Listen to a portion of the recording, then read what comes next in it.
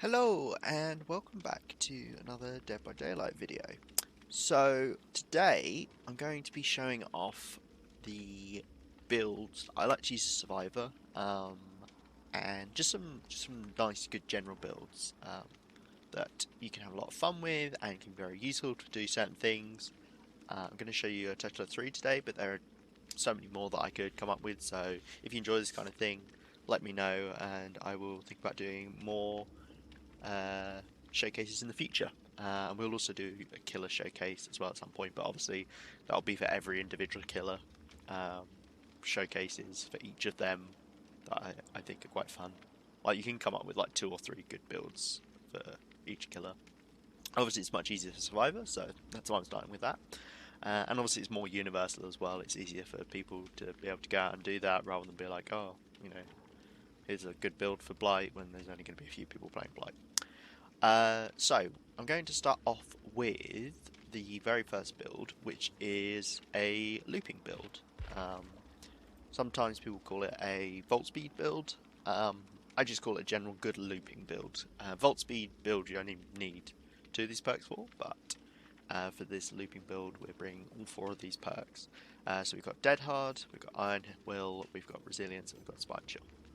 So the point of this build is being able to last as long as possible in chase without having to do anything other than run pallets, and especially just running windows. That's where the real power comes into this. There's no trying to heal up mid-chase or hiding from the killer, doing anything dumb like that. It's as pure and simple as just lasting a long time in chase. And this is the easiest way to go about doing it in a simple way without having to do anything fancy.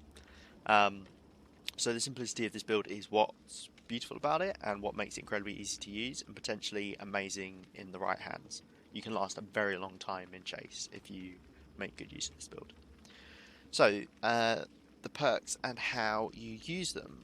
First off, I've just done all the perks in alphabetical order, just so we can go through them. So Dead Hard, I'm sure you all know what Dead Hard does. But Dead Hard is obviously known for being the strongest exhaustion perk in the game, especially since its recent buff with hit validation. I strongly recommend bringing some sort of exhaustion perk in your builds, just in general, as they will usually save you from going down for that a little bit longer. Other exhaustion perks make it more likely, however, that the killer will drop chase with you, and will instead, might go after another survivor or do something else like that. It's not guaranteed because obviously they will carry on chasing you a lot of the time, but Dead Hard will extend your chase out with a much lower risk of the killer dropping chase and instead going and owning one of your solo queue teammates. So this kind of makes sure the killer stays on you so you can buy as much time for your team. Obviously it's got a lot of utility compared to other exhaustion perks as well. You can try and take a hit with it, as it were, in fact, quotation marks. And it's something that you can just whip out at any time, rather than something like Sprint Burst, which the killer just knows you're going to use as soon as you start running, kind of thing. Yeah. Iron Will is a very simple perk. If you're injured, you don't make noises of pain. We all know that. You will spend most of your chases injured for the simple fact that you will most likely play riskier when you're healthy, and you will let the killer get in close before you start running away. Once you're in chase, Iron Will does its work to a really great extent. You may be thinking its main job would be to hide from the killer, and you can use it like that, but the real power comes from making your position when out of sight in chase basically unknown to the killer. It masks your position in reality. As a killer main, I can't tell you how many times I've caught a survivor just when they're trying to do some fancy mind game, just because I could hear their pain noises right next to me. You will just be able to track them through walls and things. With Iron Will, that just doesn't happen. It keeps the killer guessing, and will let you get away with discussing mind games and outplays a lot of the time. And it's another perk that's been buffed not that long ago. Now things like Strider don't counter it, or there's an add-on on Freddy that doesn't counter this. Really, really good perk. Next up, these two are kind of a combo. But we've got resilience, which pairs really well with the idea of being injured a lot during chase. So once you get injured, you do a lot of things 9% faster. Um, One of the main things here, being the most important, is the vaulting speed. So in combination with Spine Chill, which I'll bring up as well because they do work hand in hand. With these two perks combined, this will give you a total speed, increased vaulting speed of 15%. That is huge. It may not kind of seem like it, but think about how many times you narrowly get hit as you go through a window. Um, it will just mean those few times you make it through, and also just extend the chase out a little bit longer, even if the killer's nowhere near. Just having that extra 15% speed may mean you get round to the next pallet you need to, or the window you need to, or get to the unhook in time. Spine Shield also has the added benefit of letting you know that the killer is what the killer's kind of up to during mid chase, and give you an idea of how they play. Against an average or below killer, you can consistently use it to tell if they are looking at you, and therefore what kind of mind game they're doing at a loop if you can't physically see them. If they are smart enough to moonwalk or play around Spine Shield, you can normally identify that very quickly. As soon as you figure that out, you can reverse mind game them, and they will expect you to be relying on it too much. Or, by not having that information, is one of these perks. By not having the information, that gives you information. So it can be used very well. Just make sure you don't rely on Spine Shield too much to actually be like, oh, the killer's coming, because it doesn't always mean that. But we're using it more specifically in chase rather than to run away and hide. So yeah, that's the perks that I would use on this build. For an item, I would actually recommend not bringing one or hiding it right at the start of the trial. The reason being is an item gives away when you're vaulting. Good killers will spot your item disappear as you approach a vault and know you're committing to it, so they'll play around it. As soon as you press space near a window, if it's a fast vault, slow vault, or whatever, your item will instantly disappear and won't reappear until you're out of the locked animation. It's just one of those things that you can spot as a killer, and you can play around if you know the survivor's going with the vault, or you can see if they're faking a vault. Any time where it looks like, you might have had it before where you've gone to fake a vault, but the killer just, doesn't actually swing. They wait until they get close to you before you swing, and you might be a little bit surprised. It's probably because they've seen that you've got your item still in your hand and it hasn't disappeared. They know you're faking the vault. But what you can do is you can bring a good med kit to heal yourself when the killer leaves you in chase. But what I would do is maybe hide it somewhere around the map, just so that the other survivors don't find it. Just steal it, because you know what they're like.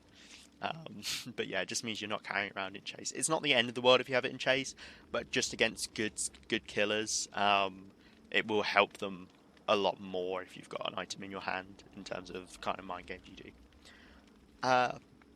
So the other thing I'm going to be doing with each of these builds is giving you substitute perks, because sometimes you won't have all of the perks.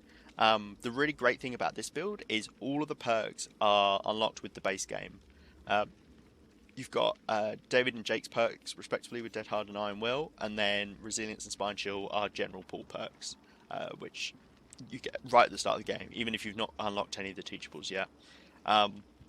So there's really no need to put in any substitute perks. You will get these perks after a little while. What I will say though, if you want to change it up, you can always run the Kate perk Windows of Opportunity, especially if you're newer to the game, as this will give you a much easier time planning out your looping routes and escape routes when you're on gens and things. An idea of where you want to head to when you're in chase or when you're about to go into chase, because it shows the auras of pallets and vaults around you, so it can be very useful. You're more likely to not have Dead Hard or Iron Will unlocked. I would say, especially if you're newer, maybe you'd be better off having Windows Opportunity over Dead Hard out of all of them, because Dead Hard is the hardest perk to use out of all of these, because you have to time this.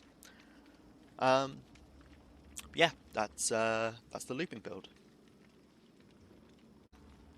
Right, next up is my Blood Point build. And I should say for all of these builds, it's not like I've come up with these necessarily. Sometimes I will tweak things that you'll see other people do. But these are just good builds that I'm showing off that I use. It's not that I'm the owner of these builds or anything like that. there are people who do variations on this build a lot, but this is the build I use for getting blood points. So if blood points are of interest to you, which most likely they are, then I highly recommend this build. It can be slightly trickier to survive than with other builds that you might run, as you're not relying on exhaustion perks and there is a lack of information. However, this build is an easy way to see yourself getting through thousands of more blood points, getting yourself thousands of more blood points compared to your fellow survivors and even the killer sometimes. How we use this build. So first up, we have got, I should say, the perks are Deliverance for the people, Prove Thyself, and We Can Live Forever. How we use this build though. So Deliverance, you don't see that often, even though it's quite powerful. It can be very fantastic when you have a lackluster team and you need to unhook yourself. The main reason we're using it here is the 1500 points it gives you when you unhook yourself. Now, that doesn't sound like too much, given in the grand scheme of things, but it's 1500 points in the survival category, which is by far the hardest category to score points in, out of all of the categories, by so much more. You get 5000 points in survival for escaping, but obviously you don't escape every game. And the problem is every other action that gives you survival points doesn't give you that many. So, for example, healing yourself only gives you 300 points. Normally that takes quite a while to heal yourself, and it's going to take up resources, unless you're running self-care, at which point you're taking a long time to self-care, and you shouldn't be doing that multiple times a game. Or interacting with some killer objects, like waking yourself up with Freddy's clocks. That only gives you 100 survival points. It's a tiny amount. So Deliverance will ensure you get much closer to this category's cap over any other perk, pretty much, which is fantastic and gives you a little bit of survivability. Next up, For the People is a very unique perk in allowing you to help your teammates whilst putting yourself at much higher risk. This perk can be hard to use well, but if used in the right situation, will ensure your team survival whilst also giving you, I believe it's 500 points. And it's 500 altruism points, so that doesn't really matter. But the main point of it is it will make you the obsession whenever you want it, pretty much. So as long as you heal someone else, and if you're not already the obsession, you will just become the obsession when you use this perk. The reason why do you want to do that is a great question. The reason being is if you're the obsession, when you escape the trial, you automatically get 1500 survival points. So once again, that's the tough category to get points in. So getting those 1500 points, brilliant. And if you pair that with the Deliverance and escaping in general, then that maxes out your survivability, which is brilliant. And there's some great news. Even if you die as the obsession, you get 1000 blood points in the survival category. So even if you die, it's giving you a lot more points than a lot of other perks can, which is great. So after that, we have got Prove Thyself. Prove Thyself is very simply the easiest way to guaranteed max out objective points, thanks to the fact you earn double co-op points. This does also apply to altruism if you co-op heal a survivor, but that won't happen that often. But it is a little way to get some extra altruism points. But normally altruism isn't too hard to max out, provided you go for some unhooks and get a couple heals. So you will only need to do one gem with another survivor and a gem by yourself to reach almost maximum objective. The rest can be made up by opening an exit gate, which will give you 1250 points. Or you can just work on 2 generators with other survivors. If you just work on 2 generators with one other survivor, you will max out your objective points just straight away. It's crazy. Really easy way to get the max 8000 points out of objective in any game. And finally for this build, we've got We're Gonna Live Forever. So We're Gonna Live Forever works just like Barbecue and Chili, but it's for survivors. Every time you get a safe unhook, you take a protection hit, you get flashlight or pallet save, you get 1 stack up to a total of 4, and each of those stacks will give you an extra 25% BP at the end of the match. So if you get 4 stacks, that's double blood points at the end of the game. That's double all the blood points you earn in that game. So if you get 25,000 blood points, you will get 50,000 blood points at the end, which is obviously a lot. It halves your amount of matches needed to reach blood point goals, basically. Like, you only have to play half the number of matches to reach the same amount of blood points you would otherwise, which is obviously great, provided you can get 4 stacks. but that's quite easy. All you need to do is get a couple safe unhooks, maybe a protection hit here and there, and you will get 4 stacks fairly easily. Just make sure you're going in for a couple safe unhooks, guaranteed earlier on, and you will be absolutely fine. With this build, I personally like to bring a good med kit, such as emergency med kit with gel dressings. You can put something like medical scissors on as well. Just because then it means I'll be healed up, ready to go for safe unhooks to get nice easy stacks of Wiggle Live Forever and get a lot of altruism points at the same time. But a good flashlight will definitely help you out as well, as it can give you easy boldness points for getting blinds, and you can also get stacks for Wiggle Live Forever by getting flashlight saves, which is obviously really, really good. You definitely can't go wrong with this build. I consistently get around 25,000 blood points a game or more than that with this build. If I escape, quite easy. It's quite easy to get around 30,000 blood points if you play the game well. And even if you die, like I found it's quite easy to get about 20,000 blood points with this build. Just make sure you're maximizing your time in the best way possible.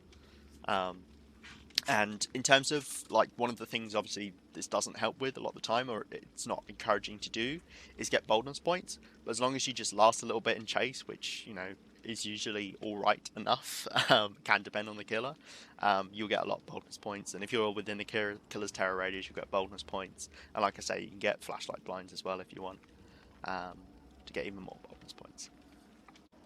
Substitute perks for this build.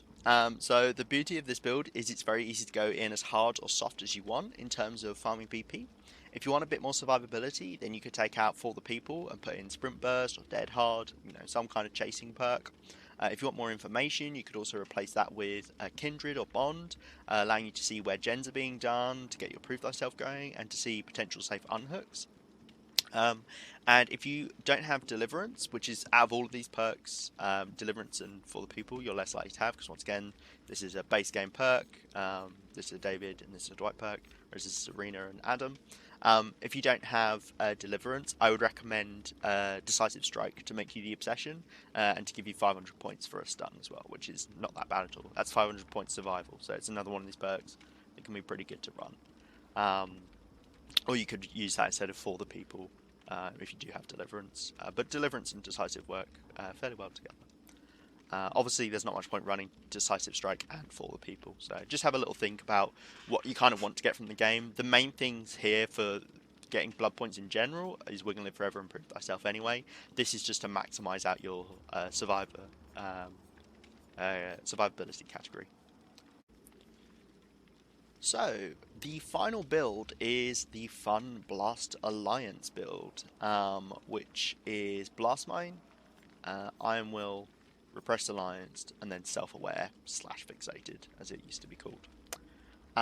So this last build I'm showing you is by far the dumbest and hardest to get to work, but the payoff is huge. When I say the payoff is huge, as in your enjoyment from the game, rather than anything actually happening to do with your performance. The concept is fairly simple, and the perks all work together, so I'll explain it all at once rather than breaking it down with the other builds, which obviously were a little bit more disconnected from each other. These all kind of meld together to do your one kind of goal with this build. So what you need to do is you'll need to get a generator nearly finished, whilst also having Blast Mine and Repressed Alliance ready to go. By default, Blast Mine overrides Repressed Alliance. So even though they're on the same keybind, Blast Mine will always be placed first on the generator before Repressed Alliance, which is obviously fantastic. That's what you want. When the killer starts coming over to you, you place your Blast Mine on the gen, and then you use your Self-Aware, brackets Fixated, and possibly Iron Will to hide out of sight quite quickly without leaving any scratch marks or anything, not making any noise if you're injured, making the killer think that you're maybe nowhere nearby.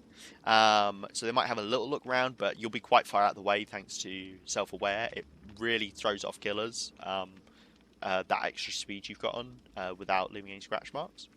And as soon as they begin kicking the gen, you run out during the stun from Blast Mine and you slap the Repressed Alliance on the gen, blocking them from being able to actually kick it. This will leave them completely bamboozled when they get unblinded. They'll just see the gen blocked in front of them.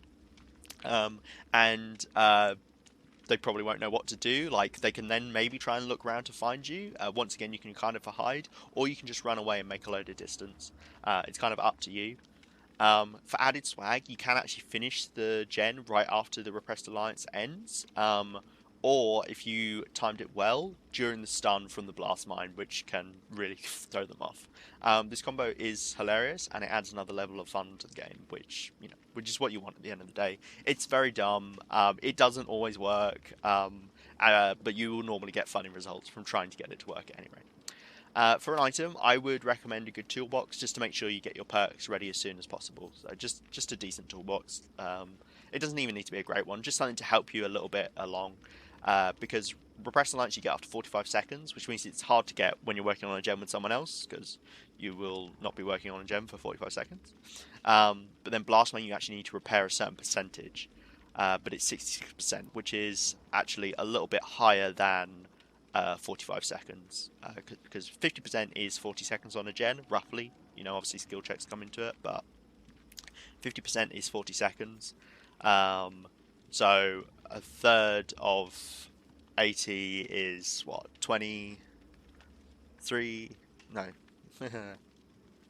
30 seconds. So 27 seconds. So it would be 54 seconds for Blast Mine, roughly. If you were repairing without toolbox, but if you bring a toolbox, obviously you repair a bit more percentage without having to work on the gen for as long. So you can kind of get them roughly in the same time. So bringing a toolbox is not a bad idea at all.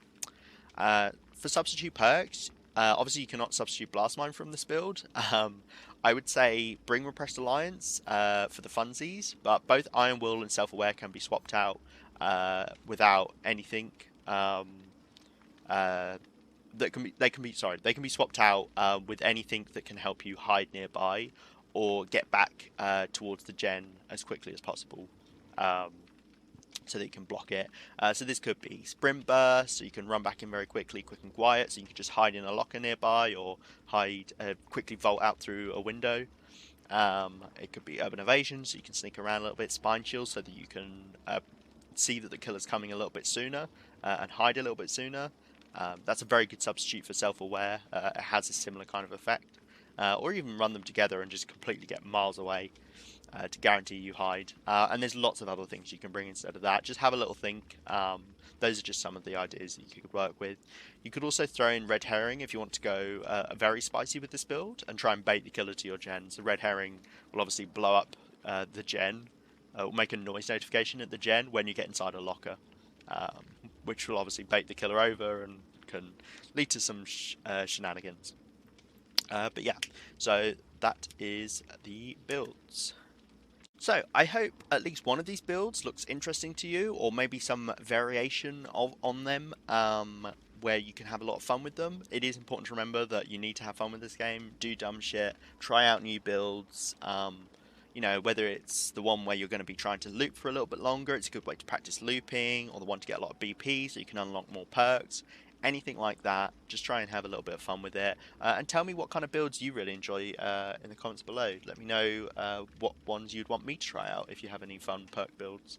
And whether or not you'd like to see more like this. Like I say, we'll try and do some killer ones at some point. Some of the killers I'm more confident with, I will do videos on about what builds I recommend on them. And we may do more survival ones in future if that's what you guys would like to see. But thank you very much for watching. Don't forget to like and subscribe. No, don't. I mean, you can, but I'm not. You know what? Forget about it. I hope you have a lovely rest of your day, and I will catch you in the next one. See you. Bye-bye.